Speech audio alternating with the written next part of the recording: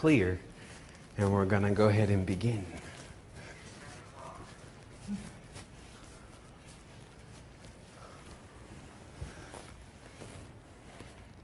I'm going to wait on the stream a little bit here. And everything is clear. Okay, our sound test is clear.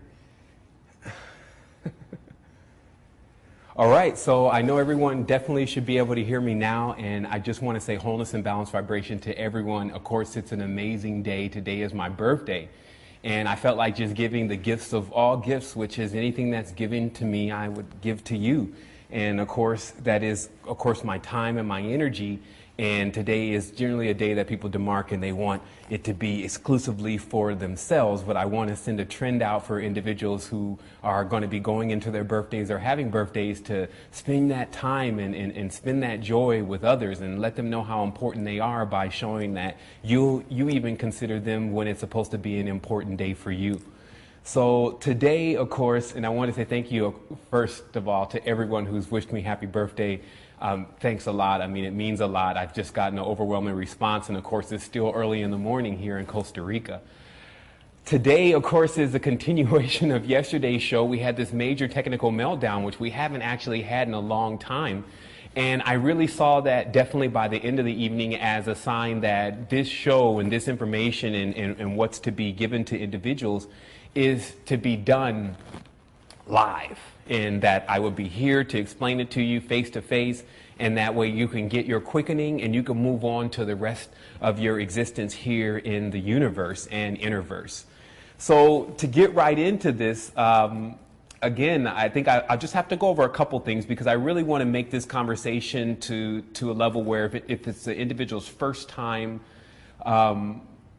looking at any of the work of the Resistance and the Wholeness Foundation, this can give them not only an introduction of what we're doing, but also a continuation of how we continuously have at every point come into higher levels of knowledge and inspiration for humanity.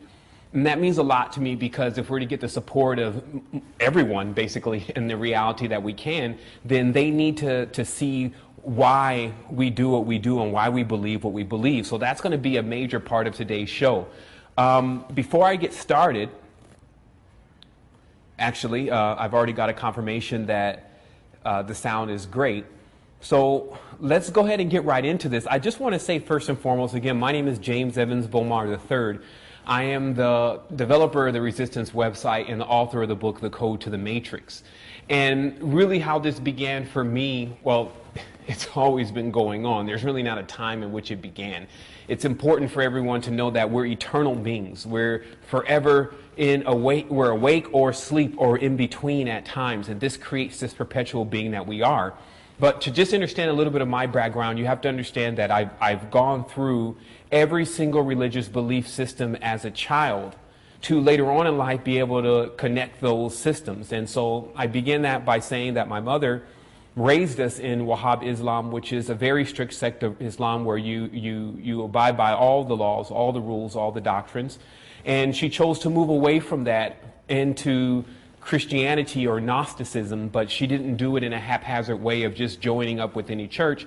She went to every single church in order to see every single, what you would call denomination of church, which is, of course, Presbyterian, Pentecostal, Baptist, Holiness, all of these different churches, A and B. She went to these churches to see what the different variations were and why Christianity and being one religion had so many different sects. So after that major quest for all of us, because I was with her during that adventure, we came to the conclusion of Gnosticism, meaning that you have the ability to know what's going on without being told. And I feel like that's very important. Let's adjust myself here. And I feel like that's important, and the reason is because when you're younger, you have this connection and contact with the individual they later on give the name of God to. But it's not a name to you. It's a special essence and a special feeling of something that you connect with, that you feel is magical, and you feel that it's expansive and beyond, and it can offer every single one of your grand desires and grand projections, your imagination, in a sense. So what happens later on in life, though, because we have to remember that is the original pure essence of what we now know as a deity or a god or a messiah or a savior or whatever. Because later on in life, what you'll see is individuals start tagging God or tagging the high levels of energies and saying, those belong to me. And thus, the individuals who want to follow that or believe in that end up getting rolled into what is now known today as a religion. So what we're going to do is we're going to go through the expanse of history and her story. I'd like to put that in there. And see what exactly is manifested over this lifetime that we've lived in and that we can also account for with our ancestors. See exactly where we are now, so that way we can definitely know where we're going to go. And really, really give it the best shot that we can, not as scholars, not as individuals who are well-known and well-studied in Cambridge and Harvard, but just as individuals who are endowed with reason, which is the ability that we do have over what we would call the animal. Like an animal is not thinking, well, what am I going to wear today? Animal has fur. So the reality is that even the way we think and the way we reason when we decide that we want to wear red or we want to wear black or we want to wear gray, or whenever we decide that we want to do something, that is called reason. So now we must think, who endowed us, or where did we acquire reason? Because that is what separates us from the next genus of beings, which of course is the animal kingdom, which we're very close to still. People are so close to their dogs, they're so close to their birds or their cats, that it's a member of the family. And this is for a reason. There's a reason why we're all here on this planet together. And our EverQuest, or what we call the Astral Quest, is for us to enjoy that, to experience that, and to know what that is. So first off, I do want to say, though, as a disclaimer, that just as a man can never explain to you the labors of childbirth, and this is important to think about. A man could never explain to you the labors of physical childbirth because he does not have a womb.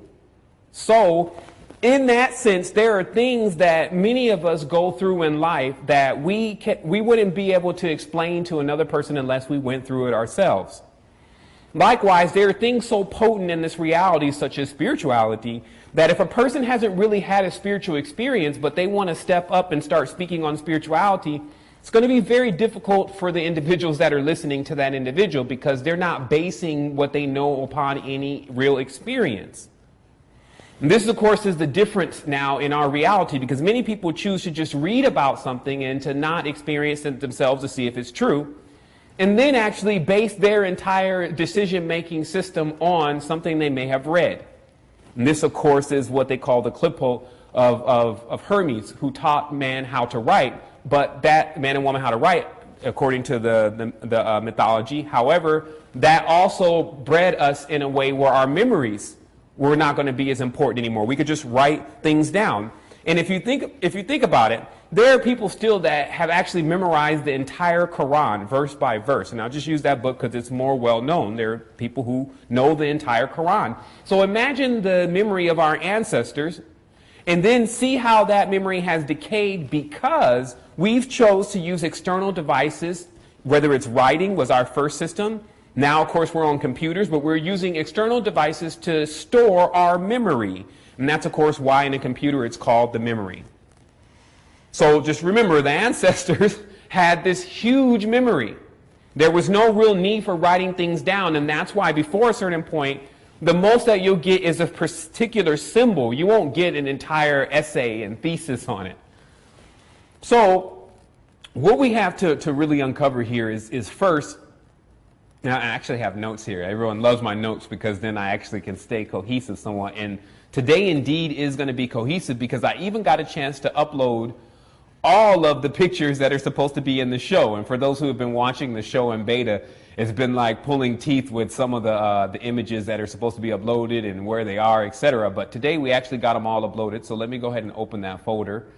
Of course, this is the Livestream interactive show. We want to thank Livestream for that. And here we go. Let's get it started. I just want to first show you that with symbolism, you have to realize, and by the way, let me turn this camera on. Oh, I almost forgot. Get that thing on HD copy. We will have an HD copy available for everyone here after the show or after it gets processed, but I want to make sure we get this camera on because we need at least 2 or 3 backups today for this conversation, because yesterday I also could feel that the conversation was so potent, it was blowing out live stream and Blog Talk Radio at the same time. And, you know, we had a major, like I said, technical meltdown, but it was obviously, again, because I was supposed to be here in person with you today talking about this. And the other backup to that is you have to have some type of digital or professional recording. So just in case someone doesn't catch something, there's something available for them later to catch it. So I'm going to start now by publishing a picture of pyrite. And you'll see that come up there, along with a picture of a water crystal. Because we're going to go on a fantastic adventure through the universe today, and it's just going to blow your mind. It's blown my mind, imploded my mind, and now I'm here with that expansion. On my 34th birthday, by the way, I just happened to come into the rest of the information about this particular level of the leveling up process that I'm going through personally in my life through spirituality. And so I want to start off by explaining to people that here's what you see nature producing, which is actually a pentagram or a pentagon and a hexagon. Okay? So before we even get into this knowledge about who symbol it belongs to and who really has the power and you are that being in many sense. But if you really want to understand where it's coming from, you need to look at the organic nature of this reality in the creators of that.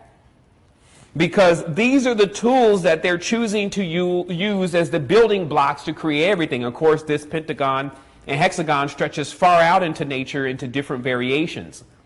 So I just want it to be clear now before we start getting into pantheism and polytheism and monotheisms and all the theisms, how this knowledge belongs to an entirely different superstructure of knowledge that is far more expansive than the limitation of the gods and the rest of the individuals that say, I did it, I created, I did this and that. Okay, so let that be clear.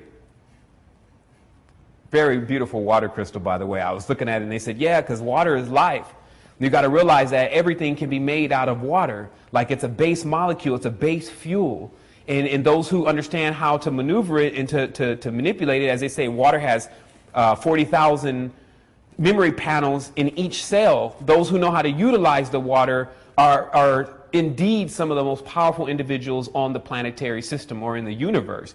You could speak intention to water and then drink it. You can store dreams in water by laying on, dreaming next to a glass of water and then drinking that and then recalling the dream. There's such a major connection with water. But I did, again, want it to be known to everyone that these symbols, before being used by other belief systems and social structures, etc., do belong to nature and are infinite with their abilities, meaning that all of what these symbols can be used for hasn't even been truly delved into at all. So we begin first Indus, in the Indus Valley, because the Indus Valley was the place that there was a migration from first. Actually, before I get into this Indus Valley, I do want to introduce a couple more symbols here, excuse me, just so that in the beginning of our conversation you can clearly see that the symbols have more of a meaning with nature, and that the indigenous people were using these symbols for a very long time before many individuals, whether it be the neo-Nazi party, whether it be United States of America, whether it be the United Nations, before any of them started using the symbols that they're brandishing as their own. Now, here again is an ancient Indus Valley swastika. The Indus Valley is the place that is right between Egypt and Angkor Wat. So either you go this way to Egypt or you go that way to Angkor Wat. But both temples are ascribed to Orion. If you understand the Egyptian pyramids in Lower Egypt, then you understand the temples in Angkor Wat are all lined up to the constellation of Orion. So you see here that the swastika being used in the Indus Valley in ancient times, and these were unearthed from the Indus Valley archaeological digs. So this is, again, oops, here I gotta make sure I know, watch out what I'm doing here. And this is, again, a clear sign to you that the symbols that are being used belong to really ancient indigenous people. And so if we don't get the full understanding of it from them, in a sense, then we definitely should be getting the understanding of it from someone who supposedly graduated in religion at, UCLA or something. Because after it got to them, it was already hacked. We'll just use that term. Here we go again, the footprint of Buddha also containing swastikas. And of course, these footprints have been unearthed in many places before any regimes had ever even been thought of. Like, these are some of the ancient things that were inscribed on cave walls, etc. And again, in the beginning, I just need to source these images so that you have a foundation. Because when we start taking this ship off, some people are going to want to jump on different sides. Like, remember, while I'm explaining the ping pong game between really brothers and sisters fighting each other, somebody's going to want to jump on one side. I'm with the Canaanites, or I'm with Azuras and the Nagas, and I'm with. You see, this is where you'll make a mistake, just like so many. Earth is interesting because it judges you based on who you are. That's just how it works. So you're showed many things in the reality that you may be able to take advantage of, or you may be able to have, but you always have to think about it completely. You have to have your reason and the responsibility to understand what you're going to manifest if you pick up any type of manifestation tool. This is the same thing that the ancient ancestors and the higher beings, etc., whatever you want to call them, are trying to teach us, which is about our responsibilities. The major responsibility on this planet is with our seeds, which is, of course, our children. So if you see the state of the children right now, you can obviously see that we're not doing what we're supposed to be doing. And also that we better start doing it, or else all of the other stuff that is impending behind not doing it will probably be subject to happen, but could be prevented if we just start doing what we're supposed to be doing. That's what an adult is. When you do what you're supposed to do, then you actually see the results and the benefits of it go in one direction. It's how you guide the ship, which is you. So let's get started here. So I've already sourced to you several images showing you not only swastikas, not only ankhs, not only what's called now the Star of David, which is the Shurkan Dravidian star. I've shown you many of these images being used as the cross way before it was related to Jesus and Solar Invictus. I showed you all of these emblems, and even the fleur-de-lis, or the trifold trimurti energy before it was in the hands of the Queen of England. So let us begin. I will tell you first that those who speak the Davangari, which is the language of the gods, and those who are of the Tanaim, who are those who know what angels know, can bear witness to what I'm explaining to you today. Here you will find ancient Tamil, which is a matriarchal language, probably the oldest language here in our world.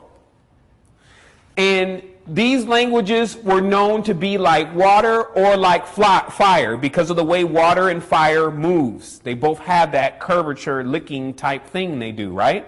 Because water and fire are exact opposites, making them really the same. This symbol became known as either a red triangle inside of a blue triangle, which we get today as called a hexagram. Fire and water. So maybe even water itself, or actually not maybe, but water itself is a byproduct of something.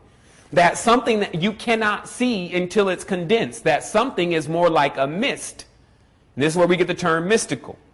So this something is like a vapor, and then what the water is it's the vapor gathered. So to understand the mist has to be created from the unity of fire and water. Okay? So this is the deeper knowledge where you can actually put yourself on the right track immediately, is by seeing that fire and water are actually the same. And when you can do that, then what you have done is you've joined these two elements. Now you're a generator. This is what the sun has accomplished. This is what the absolute has accomplished, to become a generator.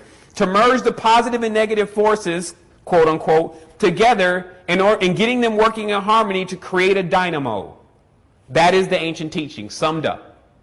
So what happens, though, is that in the battlefield, and sometimes they call it the battlefield of Aranja, which is the battlefield of the mind, Our entire existence has been with us wrestling between both sides of our energy and choosing one side over the other when we should have already learned the knowledge of how to merge those energies together. So the second image, or the next image that I'm going to show you here,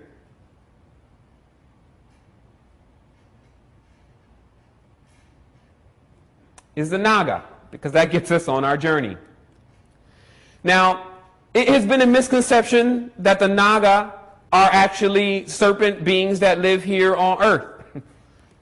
It is a misconception that Naga are only black people. Okay? Because black people love to jump on the side of the Naga. I have to explain to humanity what Naga really is, because it's not actually a being at all. It's an energy. And what I mean by that, it's not a physical being. And I'm going to show you several ancient pictures, or at least 3 here, to make sure that that is very clear to you, that what Naga really is means earth. Okay? Naga means earth. It doesn't mean a human being walking around earth. The human beings, the ones that called them Naga, really said that they were children of Naga, or children of the earth. Okay? Now, here's the image of the Naga, which is rich with symbolism. The only thing you need to see here first is that the Naga has wings and has a snake body. This means it has mastered the low level, which a snake crawls on, he bites the dust, and the high level, which is the bird. These are the difference between electric and the magnetic energies. Okay? So that is in the symbolism. The next thing in the symbolism is what's in the hand, which is here, is the conch shell. The conch shell is the knowledge of Phi. That's why you can see the spiral here. Phi, of course, later on became known as the pentagram. Phi, fire, the pyramids or the pyramids, fire in the middle. The knowledge of Phi is encoded within the seashell. The knowledge of Phi is encoded within the pine cone. The reason why it's encoded in here is because nature is building in these structures. So what the Naga is saying that it's offering here is the knowledge of how to build worlds. Okay? Now begins the era where there is an agenda by the Naga, which is obviously super sentient, connected with other planets and other things in this system, decide that they want to speed up the indigenous man's life by introducing him to how to create life and how to build life. Okay? You see what happens next. So as this is being offered, and let's get to another image here.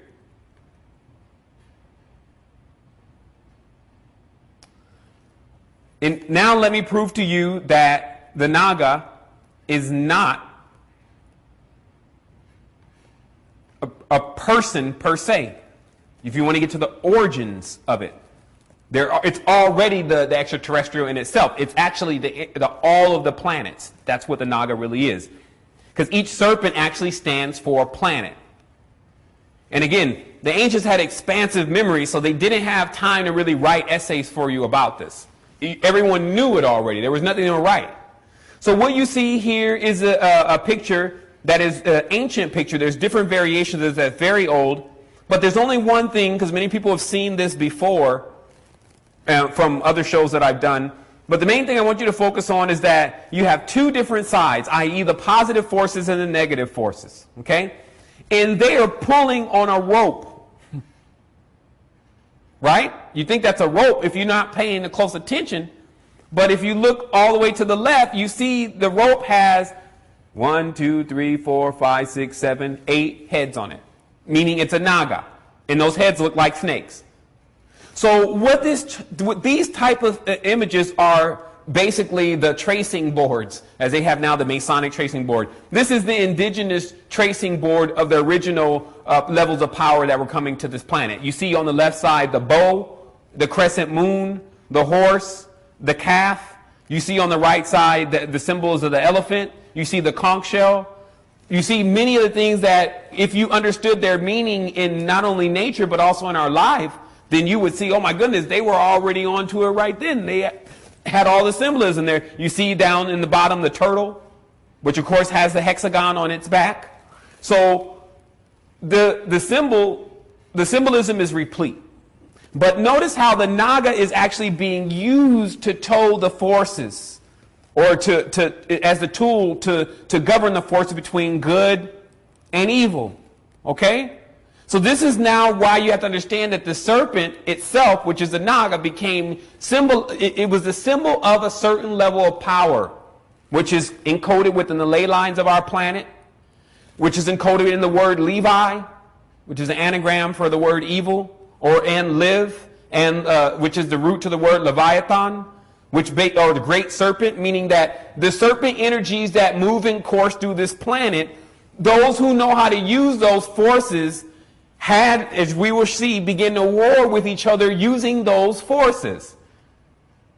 So this is why the forces became known as destructive. The forces were known to be tied into individuals that had done dark, crazy things. But likewise, that the forces have been termed as being the final attainment of this planet. How to supersede all illusions of this planet.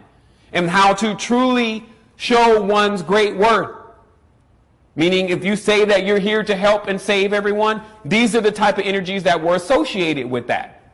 So that's why the forces, now of course it's a lot easier to use the power for negative reasons. Just as it's easier to walk down a hill than up a hill. So what happens is that we see that the symbolism in the ancient knowledge was already there. And if we had just paid attention to that, then we would have understood the meaning of anything and everything. Now we're at a point where nothing really makes sense. So it's most important now for us to, especially for me, to show you the exact procession of the knowledge. So let's go to what's next here.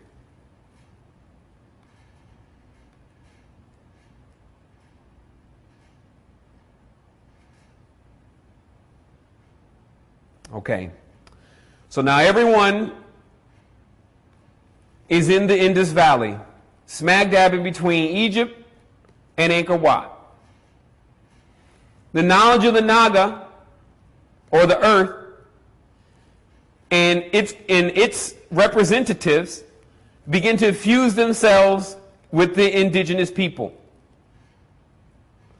This creates what I believe is a human being with chakras. Because chakras are wheels of time, it makes perfect sense to me that the indigenous people of this planet that were indigenous had probably one wheel. The beings that came to them, because of the level of knowledge and power that they had, the essence of whatever the planet actually really is, can give more of these powers. And like, this is what you see in mystical lore, that God can give you power. He can give you higher senses. This is what they say. Angels can give you power. They can give you different senses. They can do different things for you. Notice how there's a reoccurring story here. So it's obviously what the Naga had to offer also with this knowledge, or the people of the Naga, were how to turn on this system. But of course, at this time, what has already occurred is there's been an imbalance. And this is what the light side and the dark sides consist of. Even though you should know now they're all coming from the same energy or same entity, as if it's running us through a test. Meaning that if the earth has given this power to see what you're going to do with it, then it's basically testing you with all of the power, all these powers. But it doesn't mean that it cannot and will not put you in check and put you under control at some point in time. Actually, humanity finds itself in a position where it's being governed now, meaning that all these powers and abilities that I'm going to have to explain to you today are foreign to you because you have been deactivated, benched. So what this is also about, this is about ascension, awakening, getting you off the bench and actually into actuality. Now here I'll show you some statues that were pulled of Dravidian teachers. Now, these are later on what became known as Naga, meaning that whatever the Naga, the original being, was an idolization of these ancient people. They saw it as 7 heads of snake power, 7 chakras. They when saying what was the first one to come, don't say it was human at all. They just say that it infused them or tanned them. Okay? So if you pull this apart, you'll find out, of course, tan is the other word for serpent, but it's also the word for meaning taking in the energy, which is a lot of the Eastern teachings. And people, when they lay in the sun, they tan, of course.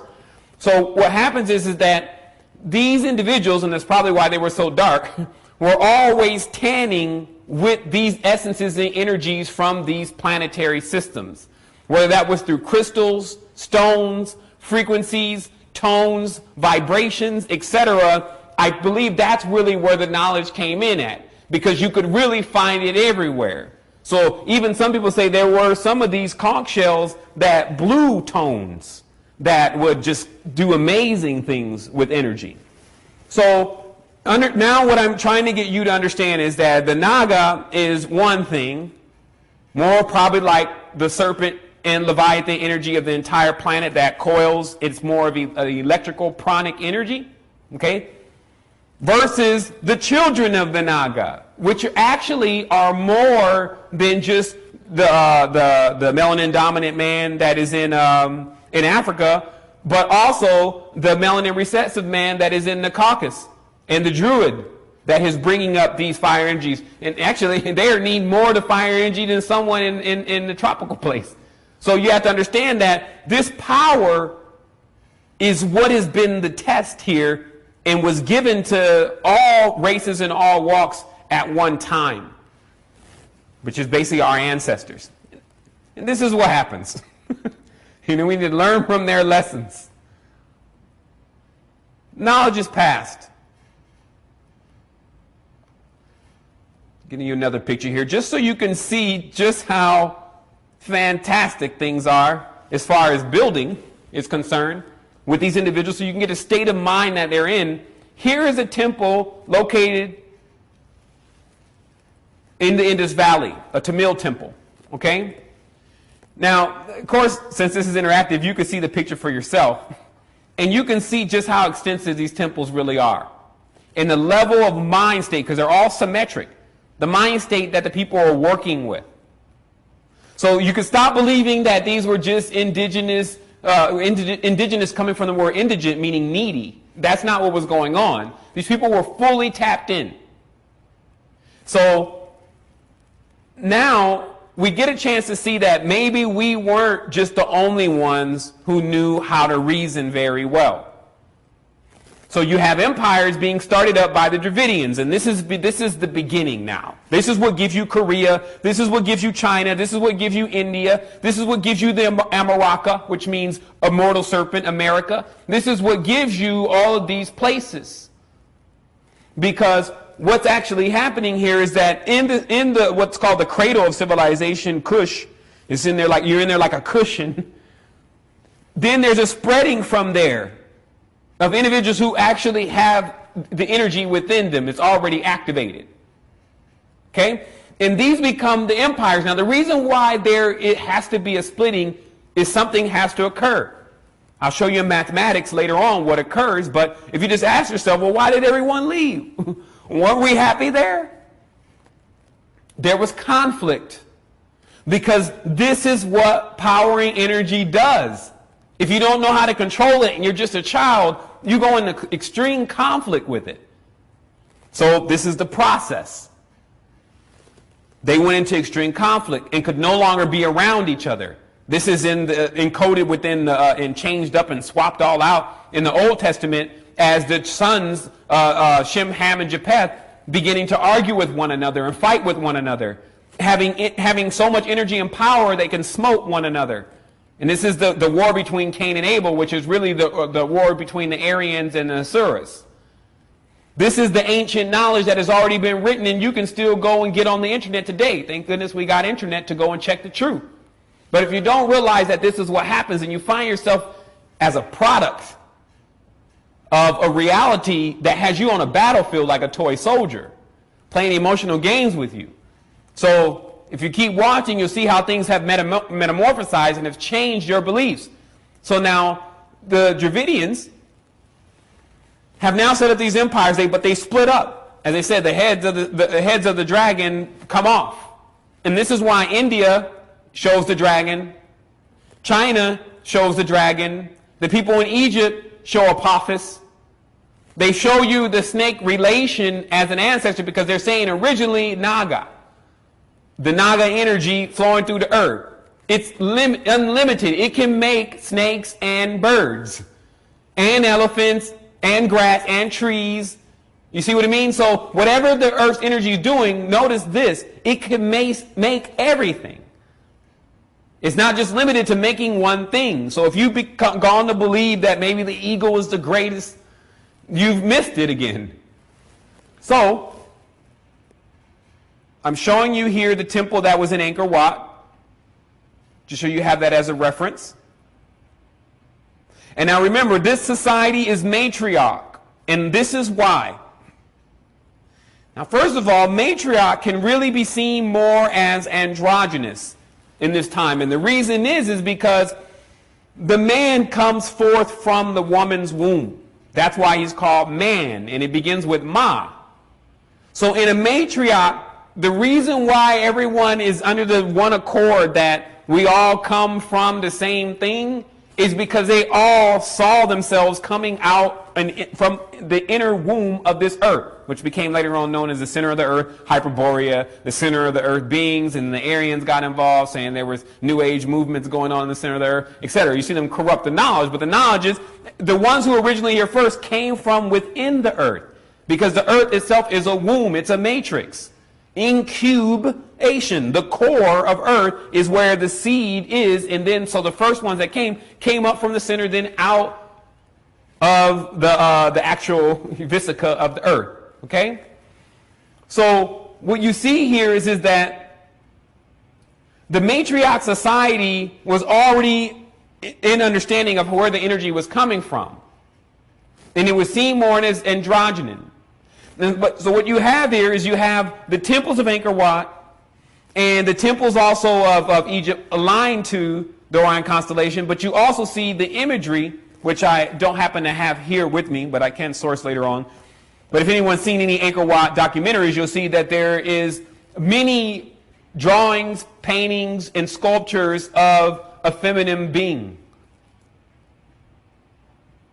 Later on, defaced as yoni worship. So understand it's matriarch, but matriarch is more of a state of mind of understanding everything came from one thing. There's nothing separate. And this is what you have to understand very clearly. This is the deeper knowledge behind all of the secrets is that the universe is in this cycle of constantly being asleep and awake. Asleep and awake, and everything in between, and it's immortal. You have a choice to stay in that cycle of being asleep and awake, or go completely asleep, or be completely awake. Okay? You choose. But what happens is because the first primordial nature of this planet, which was all is self, everything is together, we're all connected, that is known as universal non-identity.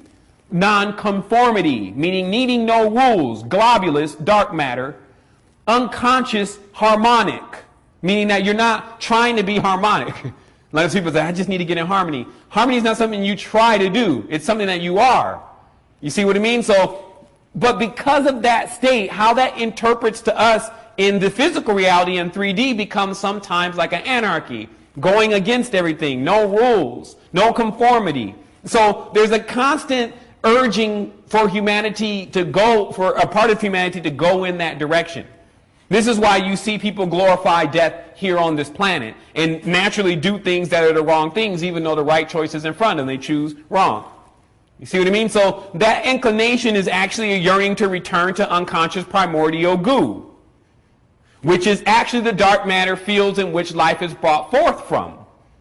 So if you want to venture out further into existence, that's what we're talking about today. All those who want to choose to go back in dust, then by all means, if that's what you feel is your path, then go your way. And those people, again, will make up the foundation of what some of those who have breached higher limits are standing on. So everything still has a purpose. So I just had to explain that again so you understand towards the end of this conversation why is there this fascination with going in the wrong direction. It's really an actual yearning for the darkness of the womb, like a yearning for a mother rather than the venturing and understanding that mother is always there. Mother and father are always there. You are them. You see, so this is also the difference between, you see how when a child feels confident, a child will run out. When the child is scared, the child will go nowhere and will cling to the parent. This is where you get the psychology nature of what's going on, but it has more of a spiritual essence to it. It's entirely spiritual. So let us now watch the knowledge start taking some transformation, in the first being who gets their name tied into the transformation and how it's taking place is Brahma. Because the Brahmic tradition is the oldest tradition. This is what the first metamorphosis from the matriarch was.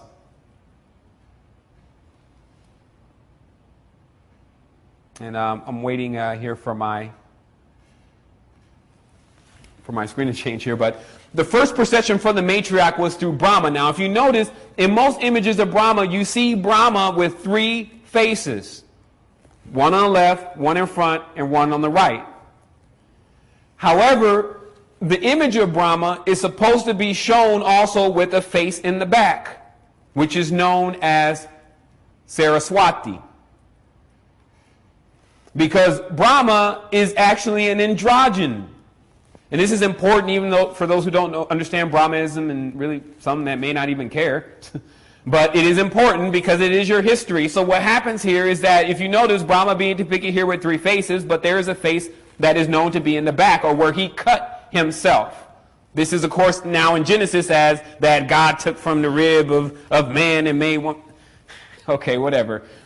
What was going on in their concept, they said that the back of Brahma, which was 108 parts in the front, 108 parts in the back, 216, 6 times 6 times 6, 216, the name of the physical body, or the name of man, which man means more than woman, especially since masculine has man and ma in front of it again. What we see is that Brahma had his correspondent that started to become lost. Meaning that people started not to recognize the womb in the matriarch of the planet anymore. There's a pulling away from the womb. They don't take the womb with them, like what you'll have to do in hyperspace and astral space and wherever you're going. You'll have to always carry the anchors with you. The time, the proper tools to navigate realities, etc. But what happens here is that now what starts to come forth from the East is the teaching of Brahmanism. Brahma is now split into three components, meaning the idea of who the totality is now split into three components. This becomes Trimurti. It becomes one of the first religions ever practiced here on earth that later on becomes Zoroastrianism, later on become Mithraism, later on become Christianity, etc. So it's very important for individuals to see that. Now look at in one of the, on the left side of Brahma, if you're looking at the screen, you'll see the conch shell in the hand. Meaning that they're still attempting to associate with the individual who first brought this knowledge to them. There's still a connection there. So understand, the connection was still identified between Brahma and the ancient energies. Move forward a little bit. Here's another image here. Now, because Brahma has now three faces and everyone's forgetting the fourth, people begin to see Brahma as the three stages of the sun. Now remember, for the indigenous people, the sun always was seen as androgynon, which it is. It has two poles. It's a generator. It has to have two poles. It cannot be a man. So the heresy of the Catholic Church is to call the sun, S-O-N, the sun, S-U-N, and then make everyone believe it's a male, and then kill it. You see, the sun is an androgynous dynamo. So for the indigenous people, androgen meant you had three components, not two. Because you had to have the mother, the father, the son. You had to have the rising, the rising, the noon, and the setting. Everything had to be done in threes on the third planet from the sun, on third dimension, not two. So this is where the language game starts to come in, because you start to see that what an androgynon is 2 parts. No, what an androgynon is 3 parts, because it has to have a creating component. So when it finally gets to humanity, it gets to humanity in symbols like what I'm posting here, which is titled Trisolar Sol On, which is basically, you see the red feet, the red feet of Hermes there with the 3 stages of the sun. You have the sun in the morning with horns, and I'm just going to show you how they begin to deface the symbol. Then you have the middle of the noon, which is the only one that's balanced enough, and then you got the nighttime raven, black sun, and then sitting on great typhoon, the serpent. You see, so these images that will come forth trying to explain what Trimurti was were at some point by individuals who preferred it a lot more darker and a lot more dank in the nature. That's how they wanted the symbolism to be utilized. But what you're looking at here is the real sigil itself of what Solomon means. It means the 3 sons, or the 3 stages of Brahma, but now the 4th stage, which is of course the mother or the door, is now removed. So let's continue.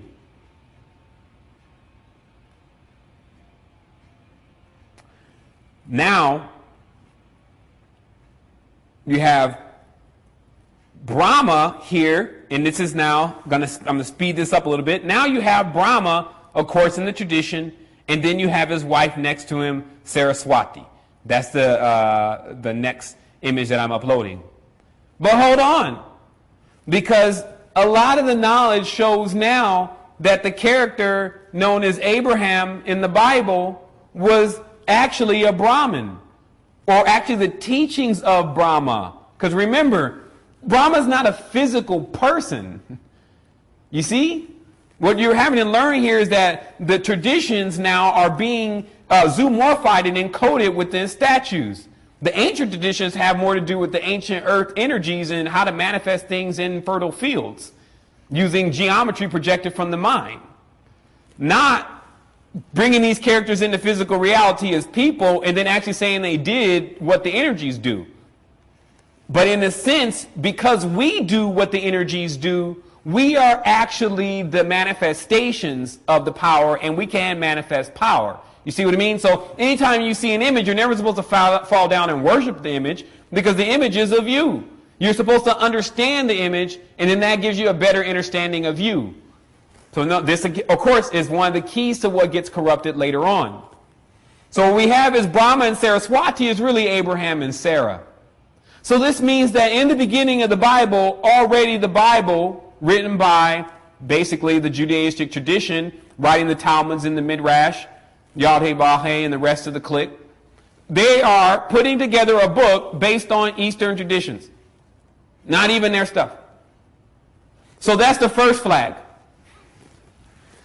So what we have here is Abraham and Sarah come from the Eastern traditions. What you have to know now is that there was been a time where they had to leave the Indus Valley. Of course, if you notice, with the end of Angkor Wat, when they finally get to the bottom of why Angkor Wat was vacated and left, it was because the irrigation system completely collapsed. This is because of what the ancestors have been calling the deluge, which was actually in a small area, not over the entire world, but in an area due to ice sheets falling. Some also say due to the Asuras and Ahuras fighting with Earth's energies, causing extreme imbalance in those areas. Some say that the expansion of the minds of the people began to pull the planets, the regions apart. The Earth crust, which good friend Santos Bonacci talks about, as the people begin to expand, the Earth's crust begins to split apart. Definitely can see how that could happen, because now this knowledge is being used, the Ruach, or what they call the Ark, is now being used in a way to destroy each other. So there's big wars, big unbalance. Then there becomes a time where everything starts to just fall apart. They call it sinking of Atlantis. So now everyone had to split up. And this is now what creates much of the division. Because there's already factions that don't like each other, such as the Chinese and the Japanese, but basically know that they come from the same parent with the same kind of hair, then one goes in one direction and says, I'm going up this way, you go to the left, I'll go to the right. Fine. I'm creating empire, dynasty, Naga.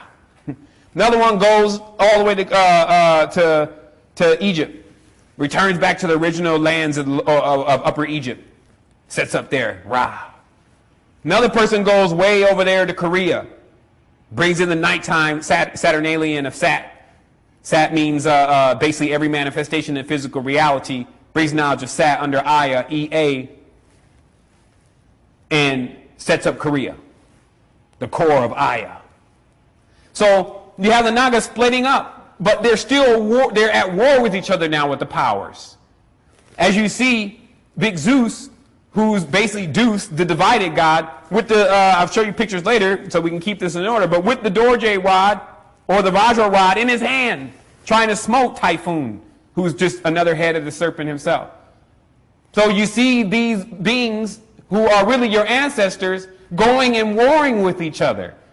So stop making this some extraterrestrials' fault and all of that. No, this is what our ancestors were doing with the universal energy. The Naga, the conch shell, the pineal, the pine cone.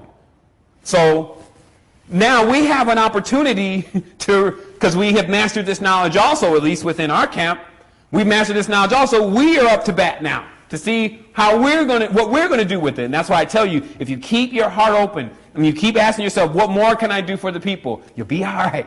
You won't have to really worry about anything. But if you let it consume you and you let it talk to you, as it says in the Arabic prayer, Udu billahi minallah shaitan rajim, meaning protect me from the whispers of shaitan, meaning the power of manifestation in the physical world, protect me from when it speaks.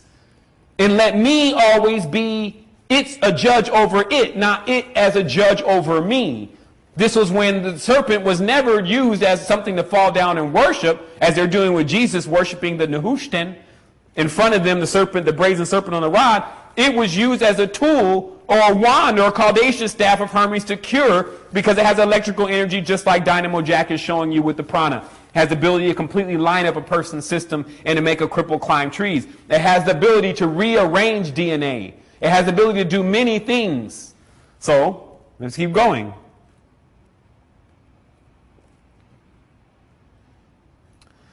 The next thing I'm going to show you here is the Asuras and, just the Asuras pulling the Naga. So you can get, again, that the idea here is that the Naga is not a human being, in a sense. It's an energy. This is the last picture of me showing everyone that. Because everyone loves to jump on the side of energy and say, that's me. But remember, you'll make the same mistake as so many other people. So here in the temple, you see statues of the Asuras pulling the Naga in their direction, towards their temple, so that they can consecrate the power that they're working with, so they can do more of what they're doing, which is going to war. Ong Bak is a really good movie to show you the wars between the Khmer empires and the Naga kings. So you see the energy being pulled, but you also, again, can understand that the energy itself is more or less passive. It's who it gets in the hands of. Because, of course, the Asuras, who were later on just called the demons, and the Aryans, and you can see how they've glorified themselves because they're the ones that are writing those books, were in a conflict with one another. This became known as the caste system. Darker fighting the lighter. Here we go. Next picture here. I love these illustrations because it just really because some people can hear this stuff and they be like, oh, I don't know. Well, it maybe mean you didn't do your research, because look, it's all over the place. So what happens is that people start to click up. The same thing that we're doing right now. Because Brahma was split into 3 different deities, mainly Shiva, the Mahadeva, some people just said, you know what, I'm with Shiva. Shiva was only the masculine principle, because these warlike colonies began to debase the female, and basically strong warrior-like men began to gather in packs. And then because they didn't have really much to do with all that fire that they were carrying, because again, this is our fathers, then they would just go and pillage and rape things. already with the contamination of the mind of using the sword on another brother. Or using the S word on another brother and sister. So I have here a Shiva devotee to show you how early it starts. This is actually a modern picture of a Shiva devotee in India at the age of 4 or 5. So what happens here also, if you want to understand, well, why are these people doing this? For many of them, and almost all of them, it's not even a choice. It's not even a choice. Now you have the choice. What has occurred? Something has already lifted a mighty burden off of you by giving you a moment to make a choice. It's like holding a door open for you for a moment. Look, man, make a choice now. Hurry up, man. I can't hold this thing for a long time.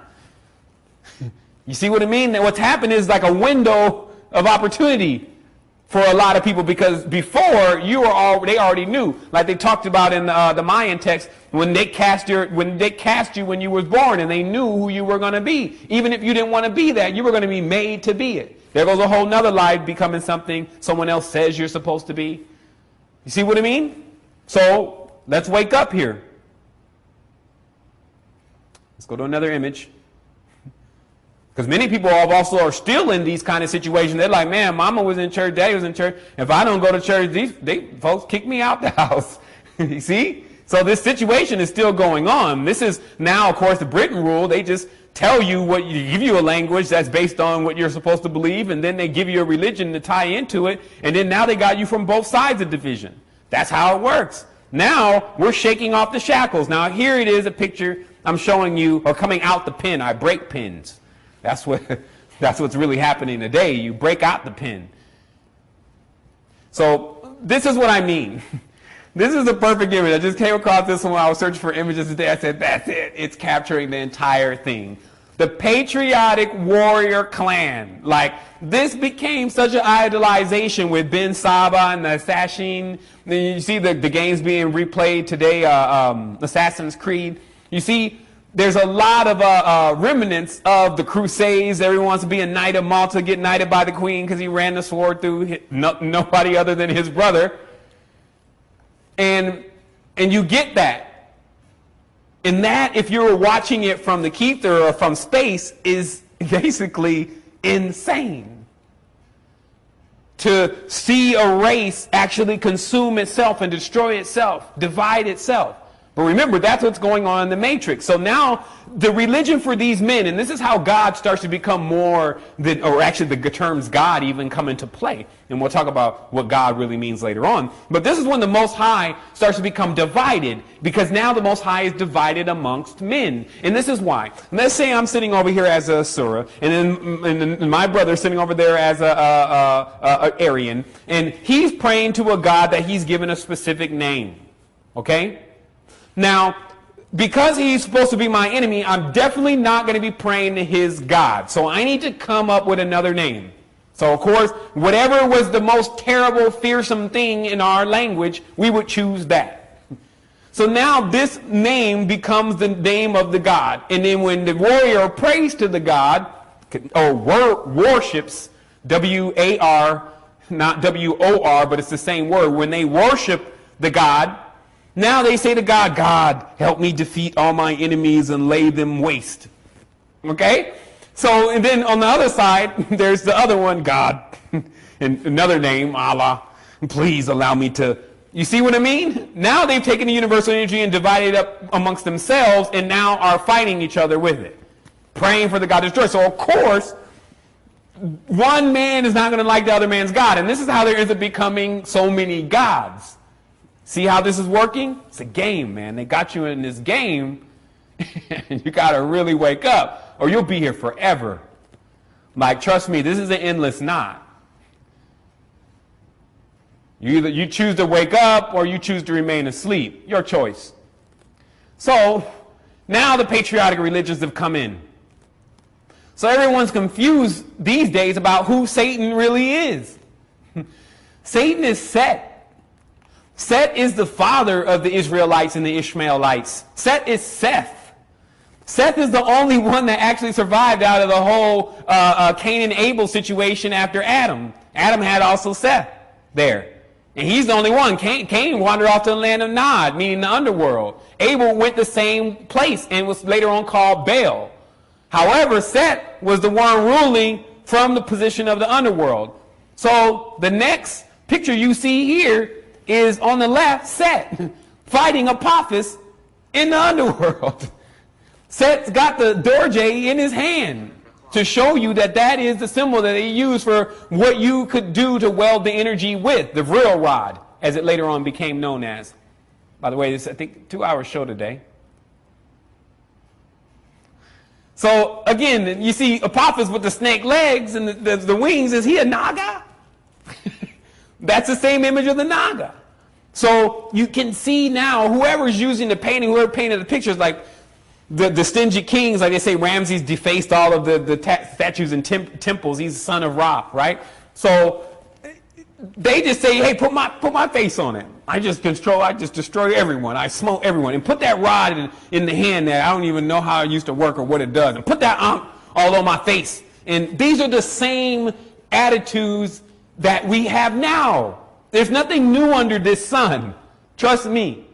But the reality is that the manifestation of the power that's here and what you choose to do with it is what governs where you go, how you see, how many filters you have on your optics, meaning how many people have determined what it is that you should see before you see it. And the time lag. You got to get a lot faster to be caught up with those who are welding the power and the energy to manifest realities right before you think. And we're going to get into that, how the matrix is really constructed now, not how it was constructed before, because after finding out all the knowledge, many of the individuals decided that they just wanted to go ahead and change the entire system and started working with that, with new cabals or new cables and new languages. And this, again, is a special, so you'll get all that today. So just to let you understand that there are individuals that are here now. That's why I love to jump back and forth from the past to the future, because many people think, oh, this is ancient knowledge, but it's not what's going on right now. You're wrong. In the Kempo masters and also those of the Dojin sect still carry the dorje anytime they are doing any type of ceremony or ritual or prayer. And this picture is being uploaded now. It's taking a moment, or it's being published. But in this picture, you'll actually see the lamas there with the dorje. Because remember, it's not the dorje that has the power. It's the individual that has the power. And the dorje, which was also fashioned during the Bronze Age, and that's why most of which is the Indus Valley Age, and that's why most of the images and statues are bronze. The Buddha statue is also bronze, because bronze is one of the only metals that can hold spiritual energy. That's why a statue of the Buddha contains all the energy of all those who have sat in front of it and meditated on it. So the same thing with the dorje. The lama is known to use the same dorje. That dorje is held like this. You remember that sign. So what happens is with that energy and with that bell, because when you start to nod out of this reality and you're walking in between planes, you have to bing sometimes to get the vibrations or to move things out of the way. These bells are also used to move other entities out of the way while they're going through frequencies. So you'll see that the high knowledge, which is where the adventure really is, not necessarily in PlayStation, is already being conducted by our elders. And in the Eastern traditions, of course, they're really tight-lipped about any of this kind of knowledge, because they're waiting for Brahma to reincarnate into the Western world, which he said he would do. That's the other teaching of the whole Brahmism. They said that in the end of the life of Brahm, or in the end of Brahm's meditation, Brahm decided to incarnate into the lowest plane and to bring it up from underneath. If you want to understand what they say is happening with the universal and the planetary energy, is the planetary energy decide that it will go into deep slumber to later on wake up to rise all of those that were in sleep and arouse them from sleep. And that's what's happening now. So, rise up from sleep. You see here, now, they're using the dorje. And here's the whole idea, because we're basing now the human power on our condition today. We're basing the ancient human power on our condition today. After smog, red number 5, pretty much at least 3 or 4 of the layers of our atmosphere missing, burning out the retinas of our eyes. Using our eyes as the indicator whether something exists or does not exist. So after all of this that we're doing now, of course, it's hard for you to see a glimpse of what power and energy we used to have. Most people are asleep now. That's another thing about the warrior clan. Warrior clans seldom sleep. So that's why they, most of the time, were keeping up so much ruckus and raiding at night. They had so much fire and energy inside of them. Here is an image of I just call it Aryan firemen, but actually what you're looking at here is the holy assembly between the great prophet, as they call him, and the one who let him know. And we'll just leave it at that. And that is actually a snake in the middle, but actually more of a lizard, by the way. But you see the fire coming from the head, which means enlightenment, where the original terms and the original meanings of enlightenment came from. But that is about inside, enlightenment, not outlightenment.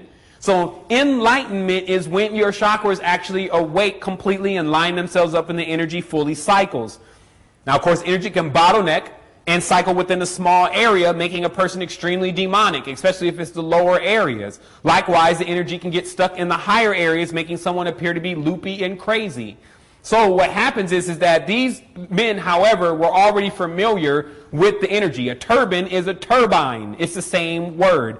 It allows you, because your hair is the actual emanations and generation of the energy, which of course is the right of the Nazarene to never cut their hair, and the right of the Sikh or Sikhs to never cut their hair. Generations and dynamos were known to these people already. And that's why, thanks to a good friend that let me know this, Justin in Canada, who's also of that descent, said, yeah, Hitler even said, give me an army of Sikh and I can conquer the whole world. Because the knowledge of these individuals about their energy, the energy connection with the sun is a dynamo. For those who want to read into that later on, go ahead. Here we go.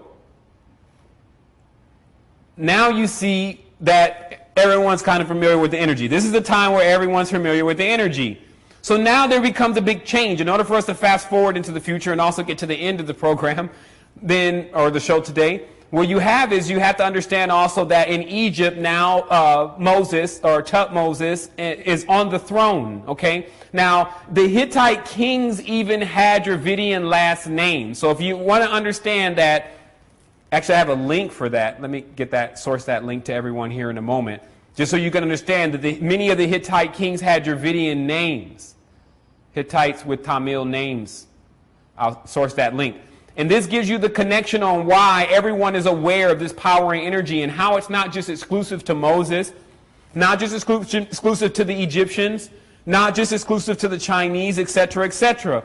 But here you have Tutmosis, who's Akhenaten, who actually took the knowledge from Egypt and started going all over the world with it. So this is the time, and as you see that, of course, the first place to go was to Upper Egypt, which is actually Nubia. Thutmose came through as Ra, which is the tradition of the ancient Egyptian system, got everyone excited through Rastafari, Menelik, Sheba, who's actually the queen of Sheba, is actually the queen of Shiva. A V and a B are actually the same. And the cult begins to spread again, and Ra is added again, basically. Attempting to summon an army to go and defeat the same individuals that he lost to before, or he says his father lost to. Remember, all that keeps happening here is new people get the empire, they start reading the ancient Puranas, then they jump on one side, just like Shirama Varman did when he uncovered the ruins of when he began to build the temple of Angkor Wat. So they jump on the side of the god, then start claiming that they're the god, or the ancestor, then read where the ancestor left off with their wars, and then start continuing the wars of their ancestors. Okay? So, coming through, you see the snake on the head inside of the solar disk. This shows you that the snake is not the sun, because the sun is in the center of the snake. They're saying that the snake, again, is a symbol of earth, and is actually around the sun, which actually is a symbol of the beings or the souls that live here. We keep going, and this is then your connection of where you get the ancient Ethiopian covenant, which is why the Ethiopians are still screaming that, hey, we had the covenant first before those people over there that are saying they're in Canaan and the Israelites and that was their territory. That's not really what happened. We got usurped.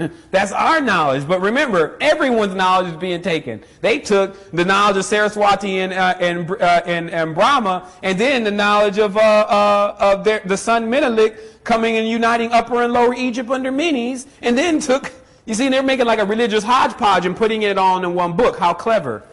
So if you can think about this, notice how, again, the ideas of the mother and the child, which come from Upper Egypt, have always been known there as even now the code of the Black Madonna. But then Madonna, of course, gets a face change, and she even actually is doing Super Bowl performances now with Nicki Minaj. But what I'm saying here is that you can see who's carrying the ancient covenant. So this teaching does not belong to the people who are actually teaching it. So now, again, you're getting another eyesight of the actual corruption. This is where things begin to change. Something happened between in the marriage of Upper and Lower Egypt, and I believe that there was then a uniting of the bloodlines of the black, what was then called the black or melanin dominant people, and then the melanin recessive people. And then there seemed to be ultimate betrayal from both sides. But how this begins to manifest is that they decide that they were going to start using the same religion.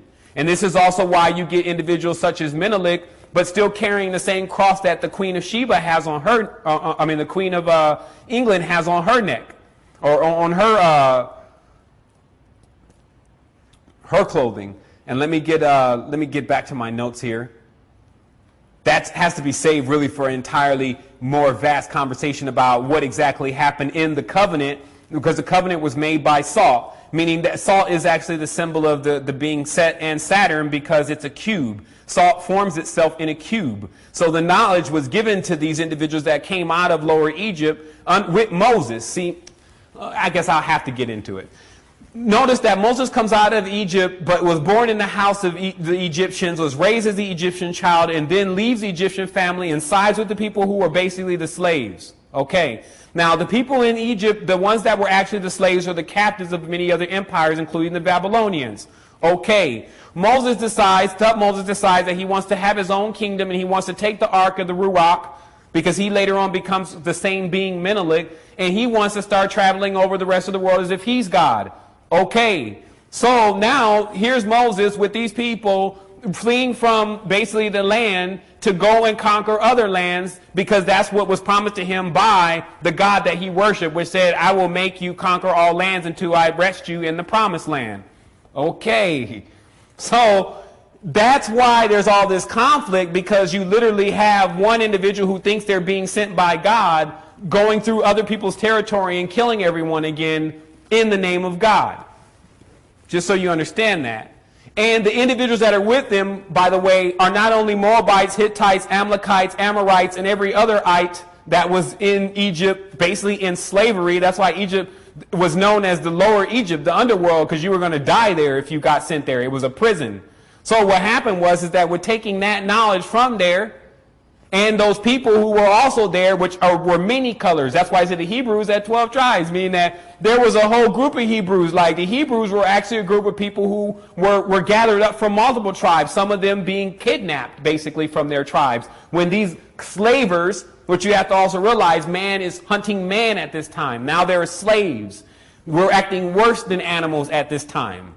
So if you want to understand again how it all connects, somehow, the people that Moses are also with, or Thutmoses, who's attempting to be a ruler by himself, but everyone can see the fallacy. The people that he with decided to usurp him too. This is why Aaron or Arian is wearing the breastplate when Moses should have been wearing the breastplate, if that's supposed to be where the power from God came from. So it's showing you right there that there is an internal conflict within the tribe of Moses. And this was often manifested in the Old Testament of the Bible, where it says that certain ones of them were taken away because they did this and this and then Dathan and them got into a fight. And they're showing you all the stories that with these people, there were constant conflict because they were all from different places, and everyone was just lamping to see if they could figure out the knowledge of the ark so that they can become the rulers. That's why they say the Philistines even got the ark and then broke out trying to mess with the ark. Look, they're just showing you. The Philistines end up getting the knowledge of how to turn on the dynamo energy of the body and end up basically manifesting their worst nightmare within themselves, which was leprosy. So now notice, this is what's called the Sanhedrin, which is laid out in the number 72 men.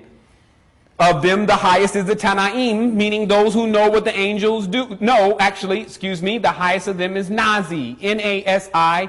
And if you have not been smart enough through etymology courses by now to understand that an S casts the shadow of a Z, meaning that when you, in this Kabbalah, everything has a shadow. So to understand what words are at times is some words are shadows for other words. And that is the relationship between an S and a Z. So a Nazi is a Nazi.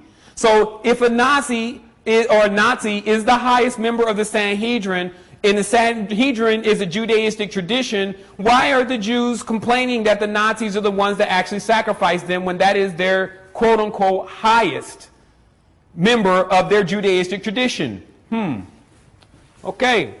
So, like I said, there will be liars amongst you that will say anything to get your energy. You have to understand that there's people that it's a certain condition, and I read about this as the condition of a demon, but it manifests as the condition of certain people. It's where if you're sick, if they're sick, if they can get your energy any way they can, they will, if they can get you to feel sorry for them. They'll say, oh my goodness, I'm sick. And then you're there taking care of them. And the inside they're like, I'm not even sick. Okay? Now, this is also a person who, you know, every time you come around, they have a problem. They like to complain to you. Oh, you won't believe what happened. And it's like they always wreak that energy on you. Okay? Now, this is a vampire. Okay? A psychic vampire. So psychic vampirism is what was really going on in Lower Egypt. Because remember, the Lower Egypt corresponds also to the Necronomicon, the book of Al-Hazred, or the book of the dead. But we'll get into that later on. Or the book of coming forth by day, which is, all this is necromancy. And this is because a lot of people, before Egypt became a prison house, would go to Lower Egypt and would go to Lower Egypt to find out where their dead ones or lost loved ones had been going to. So let's go again. Now we have a situation, of course, where the Nazis start to use the swastika.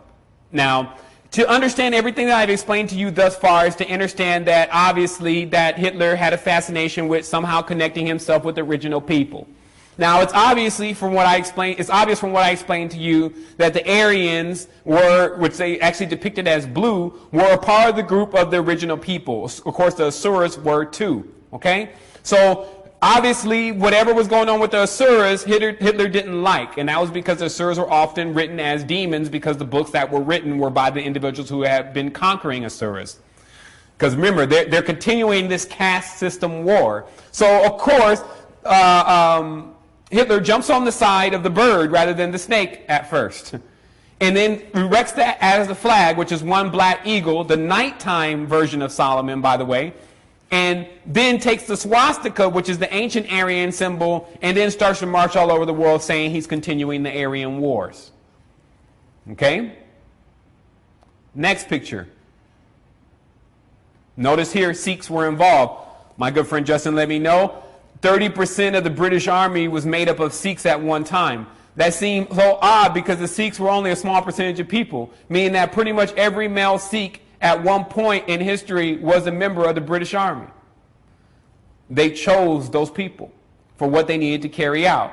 Now here we go with the corruptions. Now that the knowledge is in the hands of one who is surely dominant in attempting to control the world, but has no respect not only for the divine feminine, but also even for anything as a respect of life that is supposed to grow. Their idea is to destroy the world and to make a new one. They don't want to deal with what we have now. How ungrateful. So what happens is that then you get the ancient knowledge and symbolism being taken to a different level. What I've sourced here is the image of what they call Yah. Yah just means fire, by the way. The fire obviously associated with Kundalini, but now it's been kidnapped by an individual who appears to be, I think, Caucasian here, with the shadow of himself, using the interlacing triangles, but on both sides. Remember, one triangle is supposed to be masculine, the other one's supposed to be feminine. Now, actually, what you have here is the deity that's known as Deuce. Deuce is the dying god. That's why die means two, and you have to die, meaning you split from your spirit to body, and you're divided at that point. However, notice how they took this imagery and began to change what the meaning of it is once more, and then it became known as the god Yah. Okay? You have to follow this because this is where the modern religion really is now. Yah in El just to make sure I connect all this for everyone, now that they've come out of now that Hitler, and actually not just Hitler, but many of the individuals that are in that party, which are called Turians, they're from Tyre or Turks, have taken the knowledge and now made it in their image. Now all of the deities or the original mantras for the levels of energy become actually Santa Claus type figures. This is basically Santa Claus, the beard, the new version of Sat, which is the white beard looking like Santa Claus. Okay, so what you have here is the indigenous, the ancient coin struck by Cain, who's supposed to be the king, which also is a Khan, as in Aga Khan and Genghis Khan, who is a Cohen, which actually means priest in Hebrew. So this is now the entry of the one who is now saying the symbolism belongs to me, I'm God. This is the entry of Yaldabaoth. Okay? So what happens here is that now there is one who has the ancient knowledge and teachings that seeks to profit from it. So he's striking coins. This is also the connection with the Sanhedrin and those that are in the temple, because they began to be the governors of all life, all parts of life, banking, food, basically through money and striking coins. So what happens here is that now God is about money. And I'll show you later on how this metamorphosizes in mathematics. But it's basically that they've taken the reproduction symbol, which is the circle. They've made this, struck this coin. Notice also a dollar is a rectangle. This is a rectangle's Temple of Solomon, Phi, etc. But they've taken the same geometry and then start striking coins with it, because still esoterically, inside of a person's mind, they associate these shapes and the symbols that are often used as fertility. And this is also why most dollar bills and things have symbols that the nation is very familiar with and stands behind. And so the national plant, national bird, etc. is always on the currency. This is to make a person feel like when they get the currency, oh my goodness, I like it so much. Oh my goodness, that's that bird, that abundant bird. Oh, that's that nice flower. Then they put faith in the money, just as they put faith in those real things as indigenous people. Okay? So now you see also on this coin that Cain is using the L symbol, which is actually a right angle, which is actually used to as a tool to measure the stars even. An angle can be used in many different ways, especially the degrees of the angle. Also, of course, it's used in building and masonry.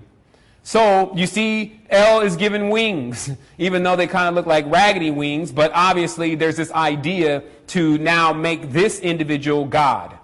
Okay? Strike two. Now, I'm taking you to the metamorphosis, and as I said, this is really a compression of a lot of knowledge at one time, so we're doing our best just to make sure you get a clear expanse of what's going on in history. But, okay, this thing's taking a moment to load pictures, so we'll give it a moment. So now what you're seeing is again the migration and the metamorphosis of the knowledge. Now you're seeing ultra-patriarch societies actually come in and begin to say, I'm God. And then they introduce this God as under the names of the indigenous vibrations for fire and power. Why? Okay, let's go to karate real quick. It'll be just like that snowflake or that water molecule I showed you. There's certain tones that give you power. So when you see a person going to break a brick, they generally go, yeah! And there's something about that yeah that they do in the end that allows it to break. And they say it's actually a focal point of their power. Now, if you understand the Holy Word, what the Holy Word is actually two convex triangles shaped in the hourglass for implosion, known as the Orion war cry, meaning that what the ancient word was supposed to do, especially by the one who knows how to speak it properly and can hold it, because remember, it's like Thor's hammer, only a god can use it without it having some adverse problem or it just not working at all. So what this was about is it's an implosion in itself. It's actually a buffer or a field or a shield itself. And not only beyond that, it actually is the name that does not come back void. It can create all things in a three-dimensional reality, just so you understand why when someone explains all of that to you, and then you understand what it really means, and then they say, but that's this person. This is what we're talking about. And in your reality, what I just explained to you is now credited to certain individuals say, I'm the one that does that. I'm the one who did that. But in reality, this is, again, as we talked about in the beginning, the universal energy of Earth when the chakras are actually functioning and balanced properly within the individual that is attempting to wield the power. So what you have here now is an ancient, well, this is not so ancient, I wouldn't say, but it is definitely very old. But it shows you many of the coins and many of the talismans that were struck by the people of this time and their reverence for Yao, who they began to know as IAO, which is actually still used, or JAO, which is still used in China to this day. And there's even an equivalent to Danai Yahweh in Chinese, because they later on, through being ransacked by the Turians, began to be under the same dominion, paying taxes with these coins. So as you see, the talismans carry certain symbols that you see being used in reality. And you can understand that every single symbol of power they wish to absorb. So they absorbed, as you see on the right side, the pentagram. They absorbed the Star of David. They absorbed the angle. They absorbed the turtle's back. They absorbed, in many cases, the Z. They absorbed the Resh symbol. So it's replete. The dog-faced god from Canaan. Dog is God backwards, as you can see, which is they worship truly the Lord of the underworld. Their God is at night. Their day begins at night. Their year, the beginning of their year begins at night to them. They worship the night time. They're completely inverted. So they'll take symbols such as the pentagram and they'll turn it upside down to show you who they are. They'll take symbols such as the hexagram and they'll turn it where there's 2 points up to show you who they are. They can turn anything that was used to give life and energy 180 degrees and against, which means death. Which is what many people said, that the original flag that the Nazis were using, it was never because of their idealism to hook up with the ancient Aryans, but more of their idea of turning it backwards and making it symbolize the cult of death. Which later on, of course, moves into the symbol of the cult of death and skull and bones and crosses and the rest of what they had inherited from some of the indigenous people that were actually in the United States. Why every indigenous person is attempting to pretend like they weren't worshiping the cult of death under the symbol of the owl already. And that should be known. Now, let's keep going. So you see here two-faced Janus. Now God has lost, the Most High has lost the tri principle and now been debased to two-faced dog god Janus, which is where we get our word January from, which is the dual god that says the constant contradictions that you find in the Bible. Let me show you some contradictions of the dual god. Of course, the dual god says, I do both good and evil, but nothing good can come forth from those who do evil. Dual. The dual God says, let there be light, but obviously it's not light itself, because if you are already light, why would you need to create it? The dual God says, I am not the father of confusion, but 2 books later says, let us go down and confuse them. The dual God says, cursed is anyone who hangeth upon a tree, but later on within the same book, a man is hung on a tree and everyone worships him. The dual God says so many things that are dual, it serves to put the person who's reading the literature of dual gods, known as Dios, which means two, Deus. These are the rites of Bacchus. This is Baal. These are all the rites of the dual God, where the devil is another entity that plays around in religion. So then you have all these individuals who actually idolize the devil. This is what this creates, when the devil is made external. Remember, in the totality, everyone is all from the same existence and creation, all coming out of the same womb. If you see it in division, then it actually gets the best of you. If you make an external devil, and then you consecrate it with energy and belief, then it can indeed walk around. So you understand what a thought form is, of what the real original power that we have through creation through thought, which is far more powerful than words. So most people are looking for the word of power, but what is the thought of power? So the thought of power is also called eidolon, the idea of it. So when you talking about the actual powers that are running around now, and why nobody can see them, because they're thought forms. Now again, that yearning for the primordial is getting humanity into this darkness all the time. And that's why it's important to light resplendent inside, to shine that light full spectrum, not just white. White is not light, by the way. White and black cancel each other out. They're the absence of color. Be full spectrum is what we're talking about. So now the dual God is introduced. This is, of course, the papacy. Papacy is pa. Pa makes paper. Paper comes from papus. Papus means a person who makes paper. They cut roots, which is trees. They know how to do pacts and oaths and rituals and bindings through draconian law, so that way that you become binded when you put your signature and make that and pledge that oath, and you don't even understand what you're even doing. This is the trickery, okay, of the dual God, who actually treats its children or its citizens or whatever it wants to call it as if they're enemies and commodities. This is what has to change by this world. And this is why, until religion is addressed, none of it will change. You can have thousands of people sitting around a circle talking about different changes they're going to make with trading embargoes and all this stuff, and it will do nothing, because the religions is the seat of the entire confusion in itself. As long as there are separate religions, then there will never be a full understanding of who the totality really is, which is the person. That's the whole secret to this world. All is self. There's nothing outside except for what you unpack and bring here. You can unpack something and say, oh, you know, here's a remote control, I built it. Here's an iPhone, I built it. And where is it coming from? Your mind. Your mind is tapped into another field where those ideas come from. When you bring them into 3D, it may be their first time here, but not the first time the universe has heard of it. So get it right.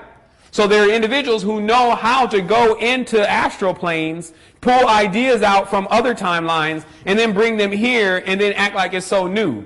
A real time machine. Whatever song they like in Quasar 5, I'm sure they'll like on Earth later on. You see? Stop getting played. 33 steps in the spine. This means the spine is actually broken in half and actually laid out in levels of masculine and feminine energies in order to keep you animate, the animus, right? So the reason why there's 3 and 3 is because one triangle, the other triangle, masculine and feminine. So let me show you how they want to show that to you. This is an important thing to really witness with how our knowledge is being corrupted. And this corruption of the knowledge will allow a person to be here forever if they don't get it right. And this is why it's got to be stopped. It must be rectified to truth. Remember, stand behind truth, and you don't have to worry about any enemies, because the truth will survive everything. So surely you will survive. Now notice this. This is in one of those temples out by the Vatican, and they're showing you the magical square of the number 33. What a magic square is, of course, is whether you add the number left or right or up and down, it all equals the same number. So this is the magic square for the number 33.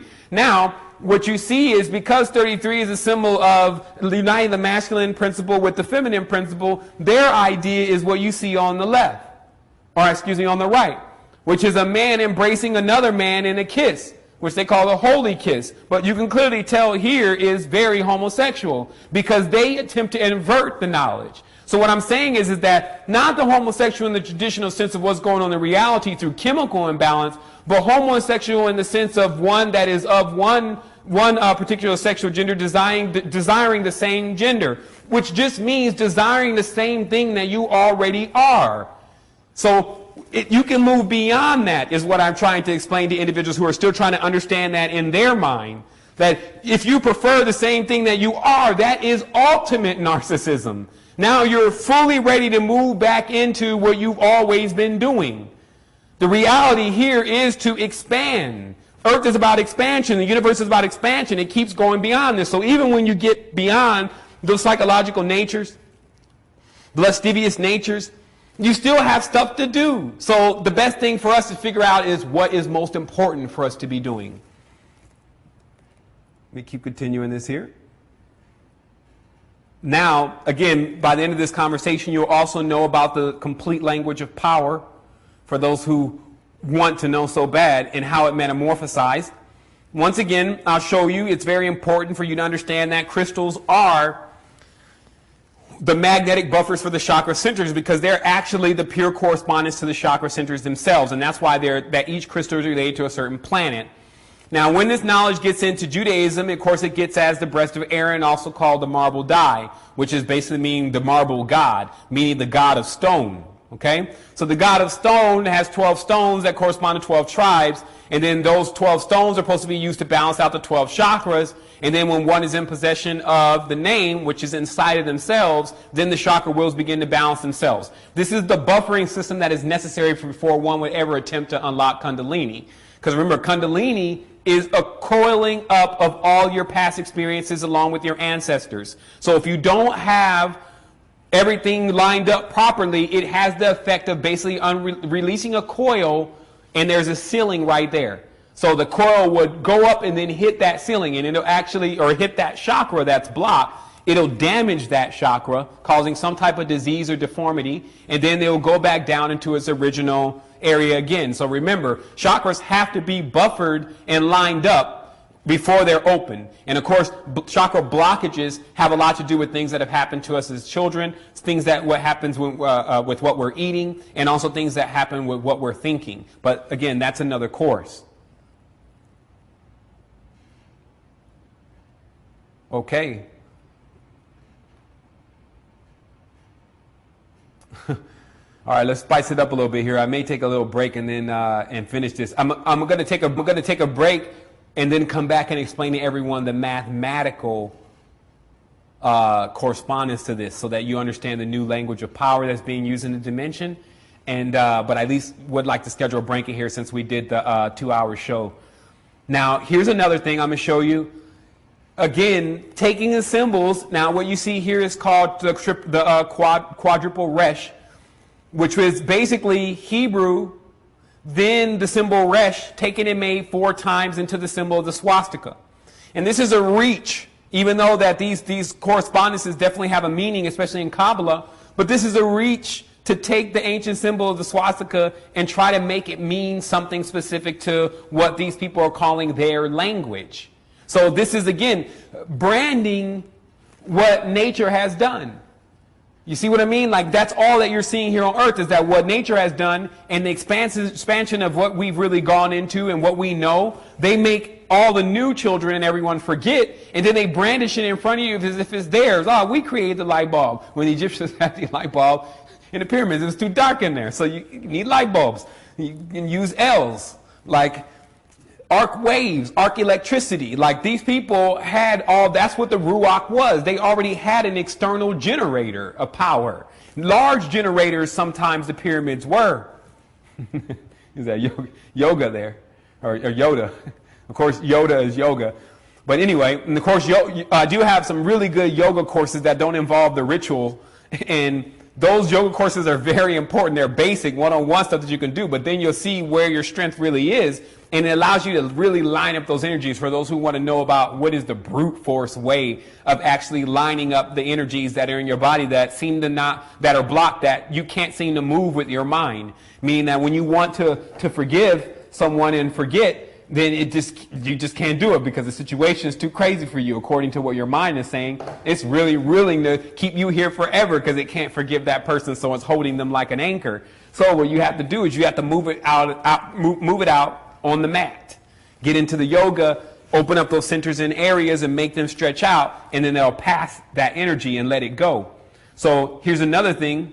But the Shriners, they're trying so hard. Like, here's another picture I've uploaded called The Shriners. You'll see it now. I mean, this is what I'm talking about. Like, now they've taken all the Eastern traditions. They've taken the crescent moon. 5 crescent moons, of course, is a symbol of Shiva. They've taken the crescent moon because it has the points and the horns. This, of course, is the horn, or the actual phallus principle. Bi-bull is the word meaning 2 bulls. 2 bull Cain is also the name of the God of the Bible. So you see that they sacrifice the bull as a holy offering to God, who's just basically a bunch of BS. So what happens here is that they take the symbolism, play around in the decorations and the symbols and things like it's really going to do something for them when it's not.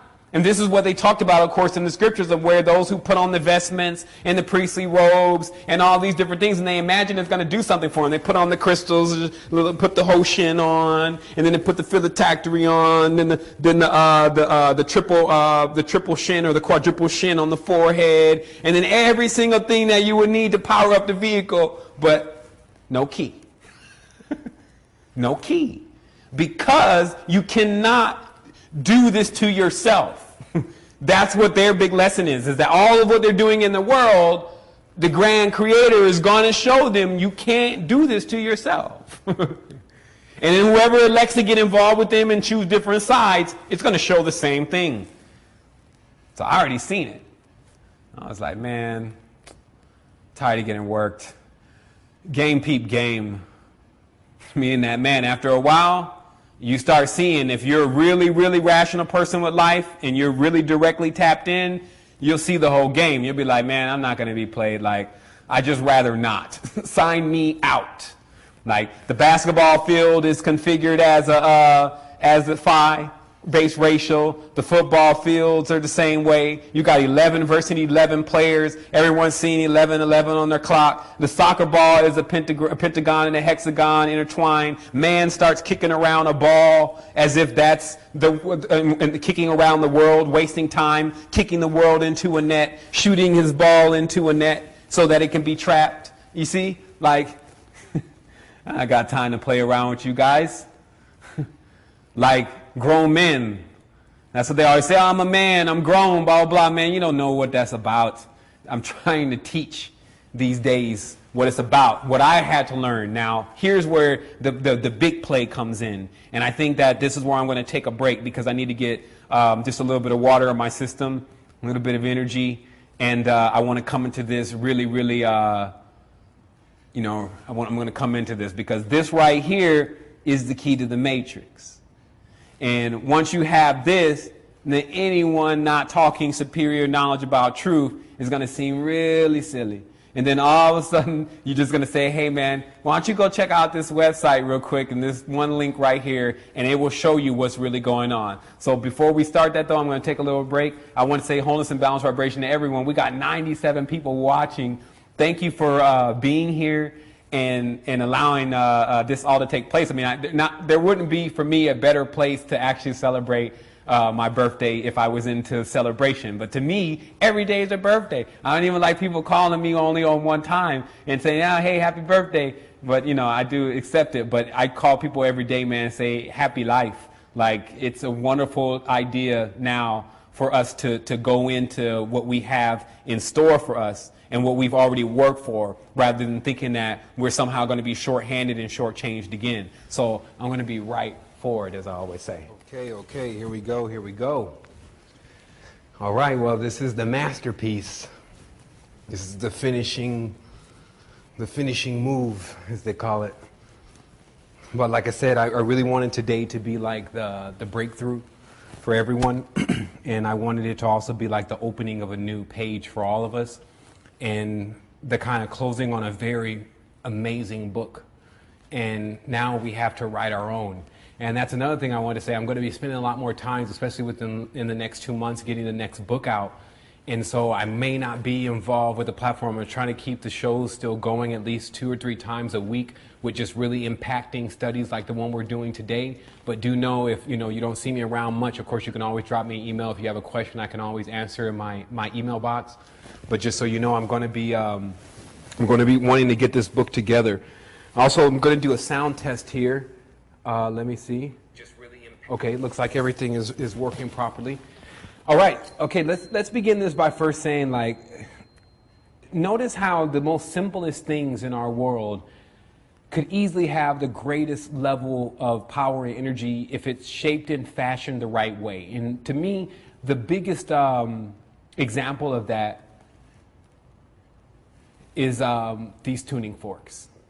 Because if you notice, that's a lot of sound, frequency, and energy that's conducted by 2 very small devices. Okay? So if you're ever wondering why there's mystical things in our planet and why it's so magical, it's to understand that this is just this. Imagine what you are and how many different vowels and different frequencies and things that you have. So to tell you the truth also, the symbol of the heart, as you'll see in the symbolism of the chakras, is known as to be the hexagram. That it contains the 2 energies that are necessary to keep the heart pumping in and out and in and out and in and out. And this, of course, is like red and blue, fire and water. And so you can see really with your heart that it is a generator and a dynamo within itself. So we'll just use that as a symbolism for right now, because what I'm going to talk to you about is I'm going to talk to you about the broken heart.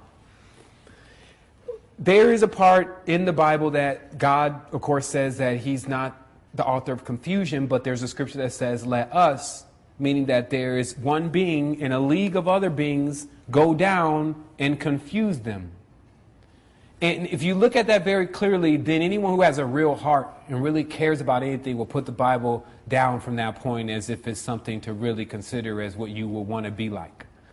Because if you say you're not the author of confusion, but yet you go cause the greatest confusion ever, something's seriously wrong with you, and it needs to be fixed.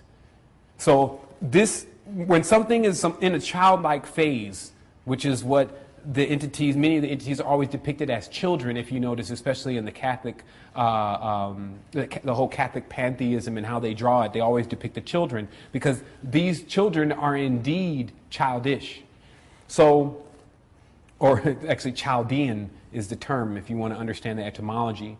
So the child has the broken heart, and this is what must be mended, because I'm not highlighting any of these individuals such as the archons or all these individuals to go and get into another race or hate war with another part of themselves that has not been instructed properly. But the real level and the system of occult reveals within itself what it's all about. It's just about how many individuals are like me who understand it fully and understand it and are actually going to go and tell other individuals. And then also being able to tell it in a way those individuals comprehend it. And then also not encouraging individuals to just go headlong and choose one side of it, but to emancipate yourself entirely from it as a major lesson that your ancestors already learned.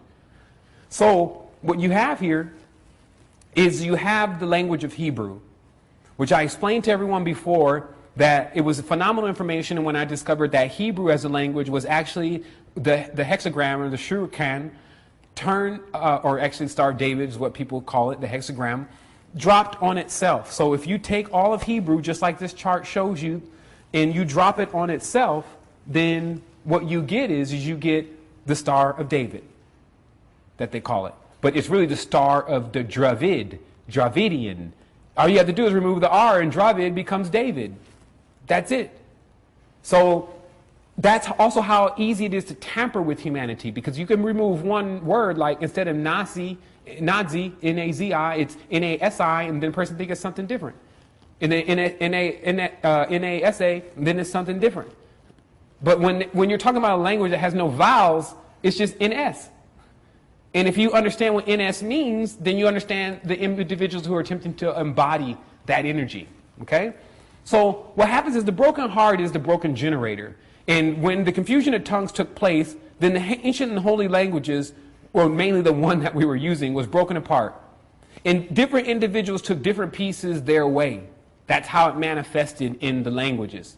That each language system of this world contains only pieces of the original language and are derivations of the original language.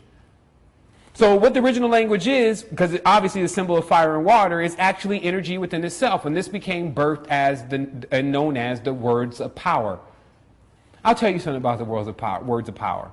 You cannot speak any word of power in an infertile field and expect it to do anything. So people say, what am I talking about? See, the ancient people were fascinated with reproduction and fascinated with multiplication and fascinated with addition and prosperity. They took every single seed that they can find and they planted it. And they keep allowing abundance to come forth, and they celebrated it. So anytime they spoke something that they wanted, it already had an ethereal component right then, waiting to be birthed into 3 dimension, because they were living in fertile fields.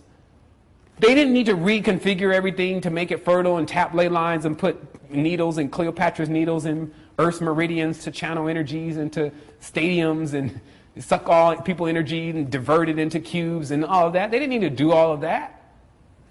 You see what I mean? So now what you get a chance to see is the real code. Because at 34, I actually cracked the complete code to this matrix. And why people think that this is an illusion or a hologram-based reality. I'll tell you, how real you are determines how real the reality is. So, as you see here on the chart, when the Hebrew is broken up, it creates different words. So anyone who knows how to operate these words know how to operate energy. If you don't speak the complete language, you're missing parts, so the energy center doesn't work. This means you'll actually be off balance, preferring either left hand or right hand. So what this will look like in a field of interlacing triangles, also called Merkabahs, is this Merkabah will be spinning everywhere. It doesn't mean that it wouldn't be spinning like a free radical. Some people say, well, free radical sounds like something I want to be. But everyone knows free radicals are bad for you. They just pop around everywhere. They have no order and no form. So this is what we're talking about with the out of balance Merkabah. Is that even though it may look like it has a lot of energy, that's why you can see singers and stars and actors just act like they just have touched God or something. It has nothing to, that they're free radicals. They're just anything they hit, they're subject to destroy. You see Lil Wayne, he's now involved with skateboarding. All those young kids that are involved in skateboarding turn on one of Lil Wayne's old songs and the new ones and get introduced to death. That's it. So that's why, you know, in a sense there was like this battle that was going on, but it was taking place in the mind. And it was going on with spirits. Man is the one who jumped in that battle with his weak flesh. Meaning that flesh can't stand up against spirits. This is also what's happening in our reality. The individuals who are utilizing the knowledge have a spiritual understanding of what this knowledge is about, this code that I'm going to explain to you. And it's so important for you to see those tools and how they're used. It actually means they're keys in and out of this reality. Now let me show you. Again, this knowledge information is something of a seed. It begins to unravel as you begin to use your own creativity to understand the ramifications of it. So if the symbol of the Star of David, or the symbol of the Star of Dravid, or the Dravidians, is actually the symbol of a generator, when it's broken up, this means that a generator is broken up. Now remember, they also said that with this Hebrew language, that the knowledge of the computer is in the Hebrew language. You can go and Google this, then you'll find out that they say the actual knowledge of how to build a computer is encoded within the Hebrew language. So this means that this symbol also is so all-encompassing, it even encompasses the development of artificial organism, which is what a computer is. Okay? Now, I'm showing you a picture here, and I just have it titled The New Language.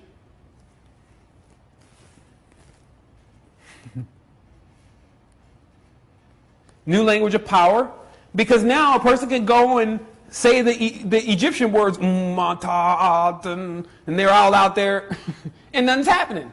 Why? It's infertile electric field.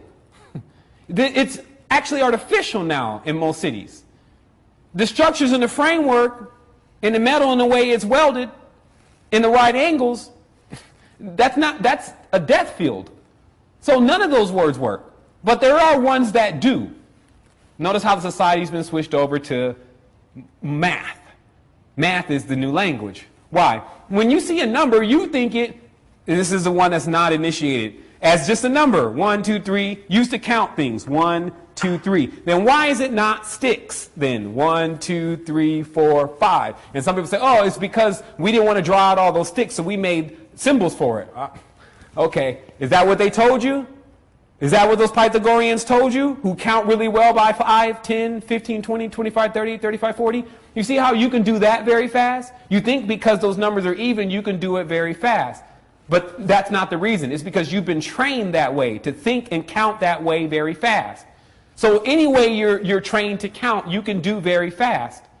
But what if I told you that the numbers are actually the letters of a hidden language?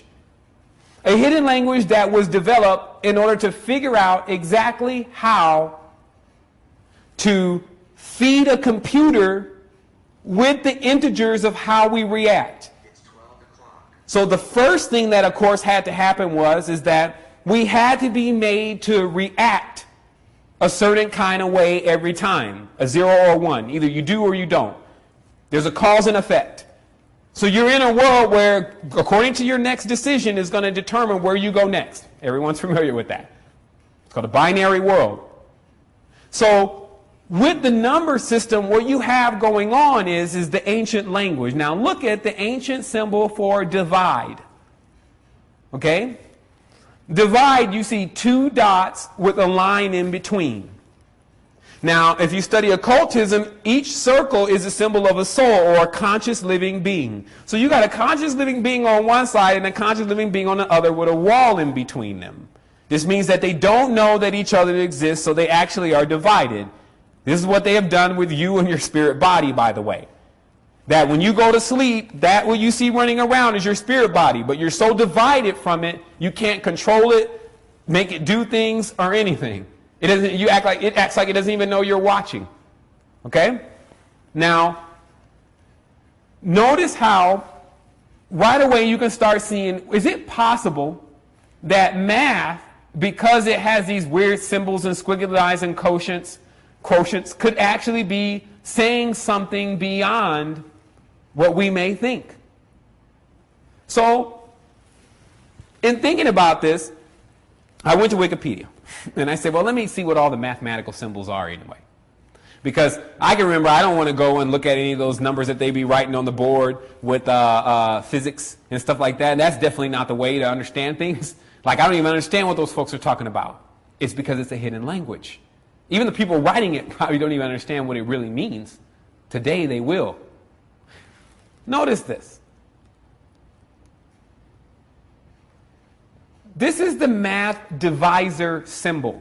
If you go to Wikipedia and you look up symbols of math, you'll find here, and we'll have to enlarge that, the divisor symbol, which is a straight line and a curve going right through, a little slash. Okay? Little slash. And that means divisor. And we know a divisor is a person who divides. Okay? So, who else on the dimension is using this symbol? And let me show you. This is known as the Byzantine cross. It's actually a fairly popular version of the cross. And what you witness is the exact same divisor on the bottom. Because the individuals who are utilizing these religions to control people are also very familiar with math, because they created math and they love numbers. And they're so insensitive, because we talked about what the numbers do for you. They make you numb. That's why the word is numbers. And it starts to make you feel like everyone is just a number. As the populations get too high, and then the person attempting to do God's job starts to name everyone a number, and then starts to become extremely insensitive because everyone is basically a number. Social security number, ID number. I think someone's asking how much time is left. You probably got about 15 minutes left. So what you see here is the Byzantine cross, and it has that symbol as a divisor. Okay? Now let me source another image here.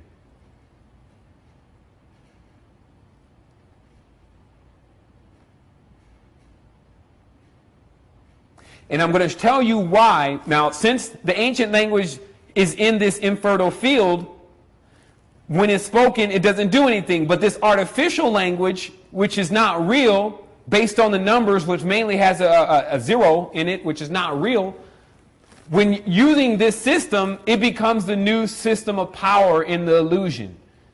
It's actually a way to maneuver the illusion. And this is why anyone who knows numbers very well and knows math very well generally does pretty well in this society now.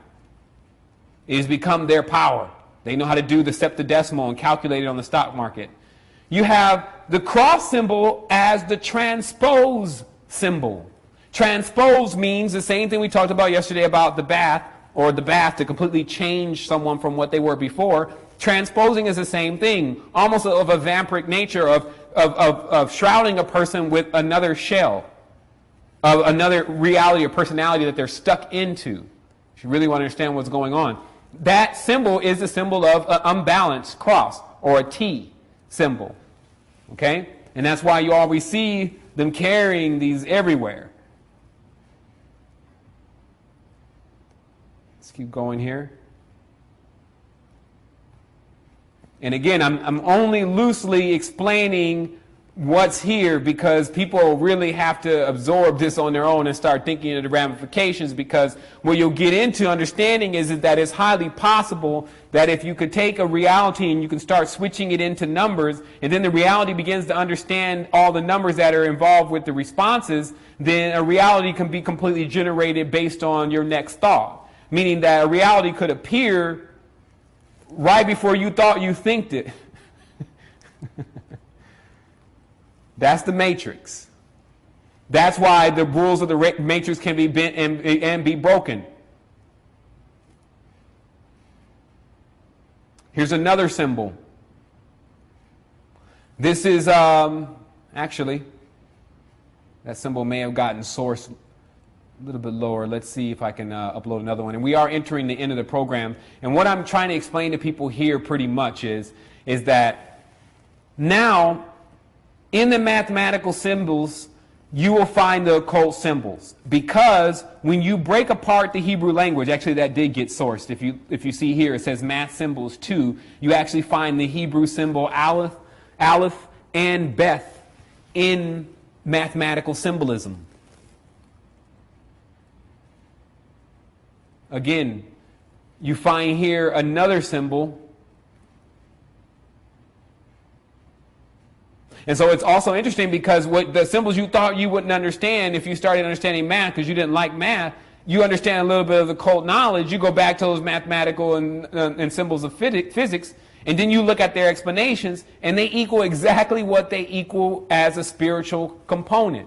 So that means that math is more or less a plagiarization of the spiritual world. That math itself is an artificial language used to feed computers. And when getting the computer to understand all of our moves through numbers, then a computer can indeed start running the world, giving people, playing people basically like chess, understanding the next response to what they're going to do. And that's why it's important for you to begin to move in mysterious ways, which is actually just understanding the mysticism behind our entire reality and not taking it for granted. To not be like an individual that is more like a drone or something walking around the reality. So I'm having just a little bit of situation here with my, my uploading system. So I guess we're going to go ahead and close out here. But I really wanted to tell everyone that, man, it's been an awesome, awesome adventure. Of course, things are going to get much more expansive here. It's definitely in our favor now to understand and understand everything that we know, and now to put that into action. And that's why I said there's going to be now a real writing of a book and a guideline and a website and even a movie, which is something that I'm working on now, that's going to really let you see this and let other people see this from another dynamic. Again, I have Math Symbols 3 that I did get a chance to just upload. And it looks like, yeah, the picture here is of an asterisk, which is named after Astara, or which is, of course, the 5-pointed star, also known as the Asherah. Yahweh had his Asherah, or his reproductive tool. And this, because you'll actually see these two empires are underneath the hexagram and the pentagon as far as how they've separated themselves. And then you see here in mathematics that the asterisk, which is, or the 5-pointed star, means convolution, but also multiplication. Now, convolution, of course, is very similar to chaos and confusion. Multiplication is also similar to the same thing, just about, meaning that a person graduates to a level that before they're prepared for it, they start to reproduce faster than they understand even what to do with what they've already created. You see, so there's this heavy level, especially with the pentagram and how it's used for power in creating things so abundantly, and there becoming a problem with the responsibility of the things that have been created. But still see that in mathematics, it says the same thing is what the pentagram does in spirituality. Again, brand new really insight in the whole thing, because most people I've never seen anyone look at this. And I started having notions of this about a year ago, but wasn't really able to connect it. And again, all these symbols are parts of the hexagram pulled apart. So that's why math has so much to do with addition and multiplication, division. if you can learn that language or understand how that language works, then you actually have already tapped into an artificial version of how real organic matrices work. And this is why they idolize the numbers in the math now, especially a 5, which is still their unknown number or endless number. So you can still see that there's a limitation to their system of trying to tag everything with a number because there's things outside of the system. So they would love to keep you inside the system, behaving with the same numbers in the Enneagram, with the 6 hours of the 6 system, which is 6 plus 6 is 12. 6 times 12 is 24, 24 hours in the day. 6 is sex, by the way. This is how, when they've taken this knowledge of the hexagram and brought it into the Western traditions, it was brought forth an external way, which became, instead of an internal union, an external union, or basically sex. And this, when it starts to become used improperly, as you see, any of the powers within the inside of the Kundalini or externally within reproduction, if it's used improperly, then you end up with excesses of energies and energies that are unbalanced. So see how it also connects. I'm going to finish these images off here. There's 4 more images here. Now, also, the set symbolism is in math. This was one of the craziest things that I came across because, of course, the entity set does carry the trident or the dorje, which is half of the power, or the red side of the triangle, with it all the time. This, of course, is what the fleur-de-lis means in hidden terminology. But notice how the set symbol, which you can see at the top, is the trident. And you can see this is called not only set symbolism, set membership in math. By the way, it's like set membership, superset, and subset. Meaning, and then the symbols used are the exact Chaldean symbols that were given for the hierarchy of the kingdom of Set. That's what I'm saying. Like, there are individuals in the reality doing things that are still far beyond what people can conceive is going on. And as long as that continues, then there continues to be this, this debasing of humanity. And we're almost done here. To show you what it ends up in conclusion is symbols such as this, where now you have what is the image of the Vatican. They took the lion now. They've taken the dorje, they've taken the fish, they've taken the hexagram, they've taken the crescent moon, they've taken the rays, they've taken the throne, they've taken just about everything and said, this belongs to me, this is me. And that's Yah the Baal. That's what people didn't realize. Like, the entity that they kept explaining to people, especially in the Bibles and all these things, that will become a problem to man was actually, and woman, was actually themselves. And that when we went unchecked, when we got to the point where we failed to understand what the Most High was really saying, then we would have a situation. Now that situation is upon us. And as they always say, knowing is half of the battle in itself. And so now you know. Now you know that the math-based system is the one that they're using.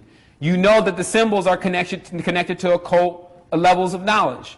You know that generally the explanation behind the symbolism is what it does spiritually, but in a matrix. You know that a computer can be fed numbers and can actually hypothesize or basically predict what is going to happen next based upon the number if everyone is tagged with a number that corresponds to an actual essence of who they are. But the only way that these essences can be bolted onto an individual is they get you stuck in one of these stars, or one of these enneagrams, or one of these pentagrams, or one of these hexagrams, or any of these particular building blocks of realities. So what I'm encouraging you to do today is to stop being a block, to actually expand yourself fully into what you are, which is basically globulous. There's no hard edges except for what you choose to make when you choose to project yourself as a full spectrum light. So I just wanted to say again, wholeness and balanced vibration to everyone. And thank you for definitely tuning in today. And I will be with you. You'll definitely hear some notifications from me about when we're going to be going forward with some more of our shows. Let me check one moment here and see what this untitled image was that was in here. Actually, some more mathematical. One more mathematical wonder, which is, oh, how could I forget? The upside down T. When they show the upside down T in mathematics, it means independent. The bottom element. This means basically in inverting their symbolism, to them it means the person who is non-conforming. It means the person who does not fit into their equations. So again, it's so important for us to see what's happening, to awake to it, to allow our children to know, tell it on the rooftops, get people awake, actually get them back into themselves and to experience who they are, wake them up from their sleep, as I say. And so that's what I'm here to do for people and also to teach to people. Thank you for tuning in.